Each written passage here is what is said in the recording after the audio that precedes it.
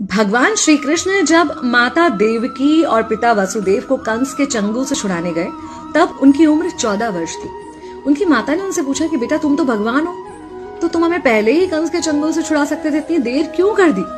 तो कृष्ण जी ने कहा, माता क्या पिछले जन्म में आपने मुझे 14 वर्ष का वनवास नहीं दिया था?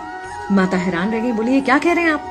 तब कृष्ण जी ने बताया कि पिछले जन्म में मैं राम था और आप थी माता कैकेयी और आप ही ने मुझे 14 वर्ष का वनवास दिया था और कर्म फल से कोई नहीं बच सकता माता, इसलिए आपको 14 साल का ये दुख सहना पड़ा। तब आश्चर्यचकित होते हुए माता ने पूछा, तो फिर यशोदा पिछले जन्म में कौन थी? कृष्ण जी ने बताया, वो थी माता कौशल्या, जो 14 साल तक अपने पुत्र से अलग रही थी। उन्होंने उस दुख को सहा था, इसलिए इस जन्म में 14 साल मैं उनके पास रहा और मेरे साथ रहने का माता और पुत्र के प्रेम का सुख उन्हें मिला। कहने का मतलब यह है कि कर्म फल से ना उस युग में कोई बचा था, ना आज कोई बचेगा।